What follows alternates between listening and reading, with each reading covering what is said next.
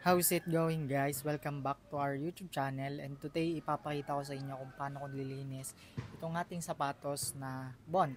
Disclaimer lang po na this will be my first time na maglinis ng ganitong white cycling shoes and ito yung alam ko na way na paglinis ng ating white na cycling shoes. And if may hindi man ako nasama or nakaligtaan, please do comment in the comment section below. Pati na rin po yung mga suggestion nyo and let's have a healthy discussion together po. And para na din po sa mga magtatanong dyan sa baba. Yun po, thank you. Balik lang po tayo dito sa vid. So, yan po yung ating sapatos na Bond. And nakuha ko siya ng second hand. And kung makikita nyo, na napakadumi niya and mukhang hindi pa siya nalilinisan. Kaya ngayon po ay lilinisan natin. Yung sabon naman po na ating gagamitin ay yun yung powder na panlaba. Tapos sinaluan ko lang siya ng dishwashing liquid. And kumuha na din po ako ng planggana na may tubig para dyan po tayo maglilinis. Brush din po tsaka toothbrush, yun yung ating mga gagamitin.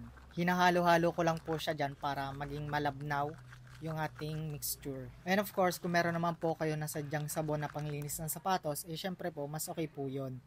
Niluwagan ko lang po dyan yung ating sapatos and tinanggal ko yung kanyang velcro para matanggal natin yung kanyang insole. Tinanggal ko po sila parehas at syempre mamaya sasama natin yan at atin ding lilinisan. And dyan po pinapakita ko yung tongue part. Yan, yung madumi. Kita-kita nyo na medyo mablak-blak na talaga. Babasahin lang po natin siya ng konti para lumambot yung mga dumi niya.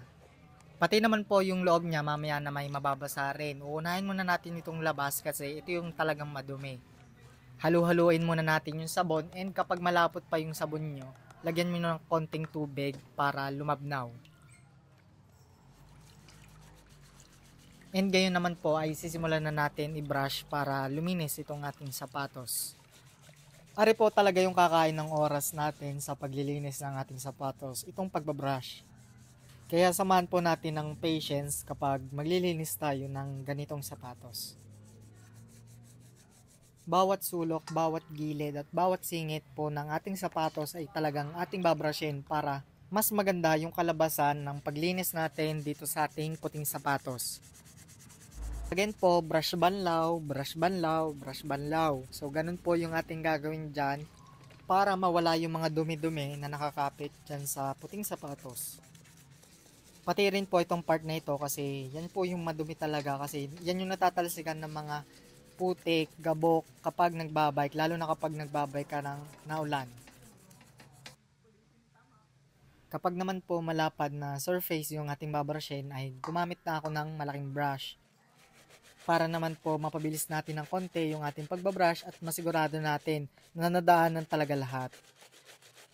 Yan again po, brush lang tayo dyan. Huwag po tayo mainip para mas maganda yung kalabasan ng ating nililinis na sapatos. Pati rin po itong likod kasi pansin ko dito sa aking sapatos ay meron siyang mancha diyan sa likurang part. And yung iba pong mga clip ay kinat ko na lang para hindi humaba masyado itong ating video. Pero yan po talaga ay ating binrush yung mismo kasulok-sulukan, kasingit-singitan at lahat ng mga gilid. Pati rin po itong sa may part ng velcro kasi pansin ko po yung sapatos na yan ay namantsahan na yung sa may part na yan. Kaya ang gagawin po natin ay babrushin natin yung mga kaya natin brushin at yung mga kaya natin matanggal diyan. Ari din pong part na to kung mapapansin nyo ay napakadumi kasi dyan po nakadikit yung bakal na bakel ng sapatos. And yung iba po dyan ay dahil dun sa kalawang ng bakal na yon. Kaya po siya ay nagmantsa na. Pati rin po itong ilalim tsaka itong unang part. So, pabrushin po natin yan. Tatanggalin natin yung mga dumi na kaya nating tanggalin. Natutuwa po ako din sa part na gawa ng unti-unti ko na po siyang nakikita na malinis. Pati rin po yung kanyang heel. Oo, isasama po natin yan. Sinubukan ko rin po tanggalin yung heel niya pero ang natanggal ko lang dyan ay yung kanyang bolt. And nakakapit po mismo yung heel sa sapatos kaya hindi ko na po siya tinanggal. Kitang kita nyo naman po diyan yung kanyang bula and mapapansin nyo ma-brown na.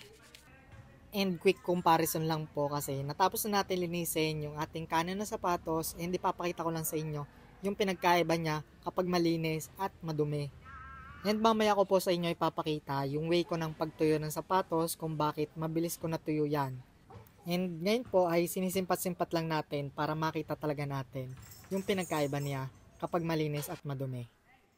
And yun po, nagpahinga din ako ng kaunti at kumain din ako ng tanghalian. Gawa ng, yan po ay ginawa ko ng tanghali.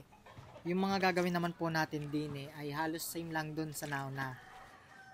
Babrushin po natin ulit yung ating sapatos para maliyo mismo yung mga duming nakakapit diyan. Kaya rin po itong sapatos ay talagang nililinis ko, baka ito yung mapabenta na okay mapaswap sa garni pa ring sapatos pero size 41. Gawa po ng pakiramdam ko sikip aring size 40 sa atin. So hahanap po tayo ng size 41, mas maigi po kung garni ding Bond Riot na puti din. Brush banlaw po tayo dyan ulit. Siguraduhin po natin bawat gilid, bawat singit, bawat sulok, bawat ilalim ay ating na brush. And ito na rin po, babrushin na din natin pati yung ating mga insole. Yan. So wag natin masyadong diinan yung pagbabrush dito para hindi mabura yung kanyang tatak. Pero sisiguraduhin naman natin na nabrush natin yan ng maayos. And ayun po, dadako na tayo sa pagbabanlaw nitong ating sapatos at ipapakita ko na sa inyo kung paano ko siya binabanlawan at tinutuyo. Pipiga-pigain lang po natin dyan bago natin banlawan yung ating sapatos para malaglag yung mga kanyang bula. And yung unahin naman po nating banlawan ay yung ating mga insole. Yan. Binabasa ko lang siya ng tubig, tinatanggal natin yung mga bula. Pagkatapos naman po natin na banlawan ay gagamit tayo ng ganitong pangtuyo na basahan. So pipisil-pisilin lang natin, pipiga-pigain natin hanggang yung tubig ay kumapit dun sa basahang pangtuyo na ating ginagamit. Punas piga naman po tayo din tapos ito na po yung sapatos atin ang babanlawan para ating matuyo na gamit yung basahan ulit. So yan po, binabanlawan ko lang ng binabanlawan tapos po pipigain lang natin hanggang sa mawala yung mga bula niya. Makikita nyo po diyan pagkatapos nating banlawan, pag piniga po natin may mga lumalabas pang mga bula. So ibig sabihin po nun, babanlawan pa ulit natin. Huwag po nating titigilan hanggang hindi nauubos yung mga bula niya. And rin na po, pagkapiga natin ay wala na siyang nilalabas na mga bula. And ang gagawin naman po natin diyan ay gagamitan natin ng basahang pangtuyo. Yung basahan naman po na ating gamit ay mukhang madumi lang pero yan po talaga ay malinis, namantsahan lang po talaga. Yayakap-yakapin lang po natin yung ating sapatos gamit yung ating basahan na pantuyo para siya ay matuyo. Mas okay din po na unahin natin tuyuin yung loob ng sapatos tapos yung labas. Hihigupin po ulit ng basahan yung mga tubig dyan sa sapatos. Bali ulit-ulitin lang po natin yon hanggang sa matuyo na at wala na mahigo pa rin basahan natin din sa ating sapatos. Hanggat maaari naman po pagkatapos natin maglaban ng mga garning sapatos ay huwag natin silang ibibilad sa araw. Sa tingin ko po kasi yun yung nagpapaputok ng mga ganitong leather. Kaya hanggat maaari ay huwag natin silang ibibilad. And matutuyo na yan ng kusa lalo na kapag ginamitan mo ng ganitong basahan na panghigop ng tubig.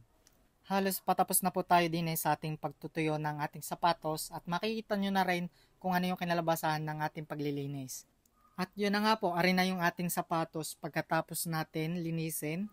And mga ilang minuto lang din po ay natuyo na rin agad yung huling sapatos natin na nilinis. Satisfied naman po ako din sa result ng ating paglilinis ng ating sapatos. Ang laki po ng pinagkaiba niya kumpara dun sa madumi at dito naman sa mas malinis. Syempre po, iingatan ko din na rin para hindi siya madumihan at hindi na tayo mahirapan sa paglilinis.